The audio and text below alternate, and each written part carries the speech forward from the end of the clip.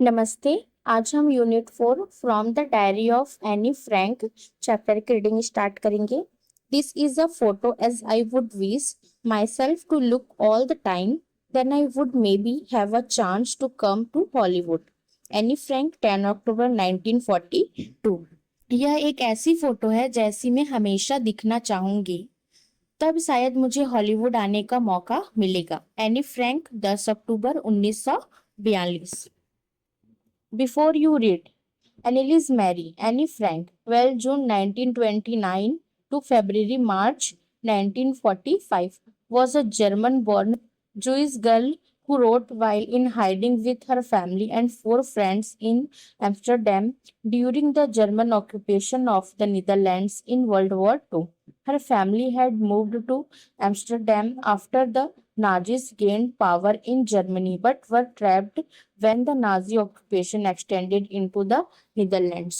Annelies Mary Anne Frank 12 जून 1929 से फरवरी मार्च 1945 Germany में जन्मी एक यहूदी लड़की थी जिसने द्वितीय विश्व युद्ध के दौरान नीदरलैंड पर जर्मन कब्जे के समय एम्स्टर्डम में अपने परिवार और चार दोस्तों के साथ छिप कर रहते हुए अपनी डायरी लिखी।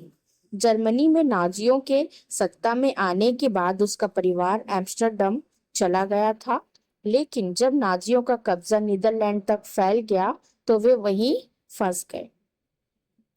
As persecutions against the Jewish population increased, the family went into hiding in July 1942 in hidden rooms in her father Otto Frank's office building.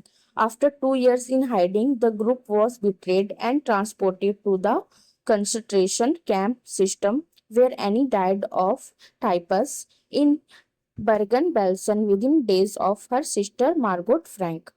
जैसे जैसे यहूदी आबादी पर अत्याचार बढ़ने लगे, जुलाई 1942 में यह परिवार एन के पिता ऑटो फ्रैंक के दफ्तर की इमारत में बने कुछ छिपे हुए कमरों में जाकर छिप गया।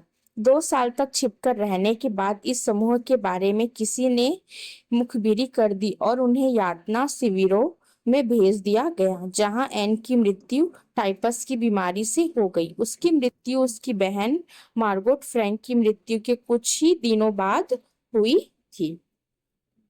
Her father, Otto, the only survivor of the group, returned to Amsterdam after the war ended to find that her diary had been saved. Convinced that it was a unique record, he took action to have it published in English under the name The Diary of a Young Gun. उसके पिता auto, जो इस समूह में से अकेले जीवित बचे थे, युद्ध समाप्त होने के बाद एम्स्टर्डम लौटे, जहां उन्हें पता चला कि एन की डायरी सुरक्षित बच गई है।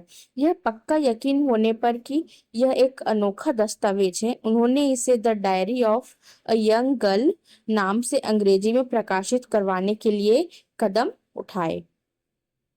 The diary was given to Annie Frank for her 13th birthday and chronicles the events of her life from 12 June 1942 until its final entry of 1st August 1944. It was eventually translated from its original Dutch into many languages and became one of the world's most widely read books. यह diary Anne Frank को उसके 13वें जन्मदिन पर उपहार में मिली थी। इसमें 12 जून 1942 से लेकर 1 अगस्त 1944 को की गई उसकी आखिरी प्रविष्टि तक उसके जीवन की घटनाओं का ब्यौरा दर्ज है। आगे चलकर इस डायरी का मूल डच भाषा से दुनिया की कई अन्य भाषाओं में अनुवाद किया गया और यह दुनिया की सबसे ज्यादा पढ़ी जाने वाली किताबों में से एक बन गई। There have also been several films, televisions, and theatrical productions, and even an opera based on the diary, described as the work of a mature and insightful mind. The diary provides an intimate examination of daily life under Nazi occupation. Annie Frank has become one of the most renowned and discussed of the Holocaust victims. इस diary पर आधारित कई फिल्में, television और रंगमंच के नाटक और यहाँ तक कि एक ओपेरा भी बनाया जा चुका है। एक परिपक्व और गहरी समझ वाले मस्तिष्क की रचना के रूप में सराही गई यह डायरी नाजी कब्जे के दौरे में रोजमर्रा के जीवन का एक बेहद एक बेहद निजी और नजदीकी चित्रण प्रस्तुत करती है। एनी फ्रैंक होलोकॉस्ट यहूदी नरसंहार के पीड़ितों में से एक सबसे ज्यादा चर्चित और जानी मानी हस्ती बन गई है। Writing in a diary is a really strange experience for someone like me, not only because I have never written anything before, but also because it seems to me that later on neither I nor anyone else will be interested in the musings of a 13-year-old schoolgirl.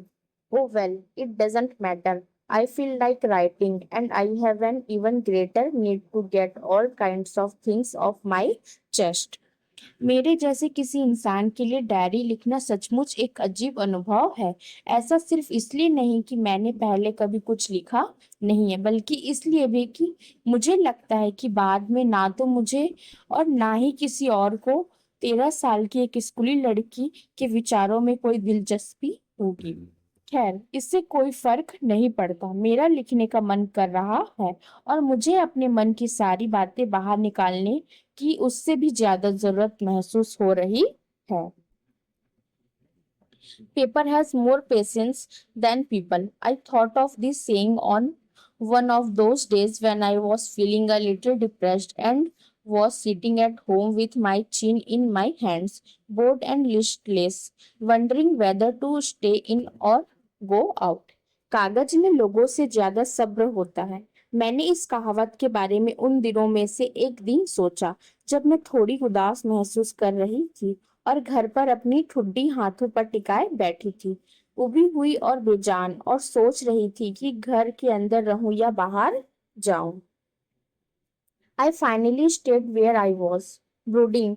Yes, paper does have more patience, and since I am not planning to let anyone else read this stiff bagged notebook grandly referred to as a diary, unless I should ever find a real friend, it probably won't make a bit of difference. आखिरकार मैं वहीं बैठी रही और सोचती रही। हाँ, कागज में सचमुच ज्यादा सब्र होता है, और चूंकि मेरा इस मोटी सी नोटबुक को, जिसे बड़े शान से डायरी कहा जाता है, किसी और को पढ़वाने का कोई इरादा नहीं है जब तक कि मुझे कोई सच्चा दोस्त ना मिल जाए, इसलिए शायद इससे कोई फर्क नहीं पड़ेगा। Now I am back to the point that prompted me to keep a diary in the first place. I don't have a friend.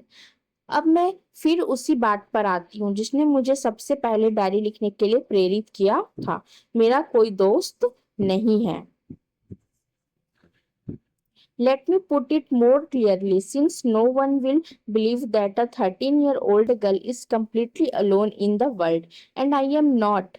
I have loving parents and a 16 years old sister, and there are about 30 people I can call friends. I have a family, loving aunts, and a good home. मैं इसे और साफ साफ बताती हूँ क्योंकि कोई भी यह यकीन नहीं करेगा कि 13 साल की एक लड़की इस दुनिया में बिल्कुल अकेली है, और मैं अकेली नहीं हूँ। मेरे प्यारे माता पिता और 16 साल की एक बहन है, और लगभग 30 लोग ऐसे हैं जिन्हें मैं अपना दोस्त कह सकती हूँ। मेरा एक परिवार है, प्यारी मौसियाँ और एक अच्छा घर है। ओके।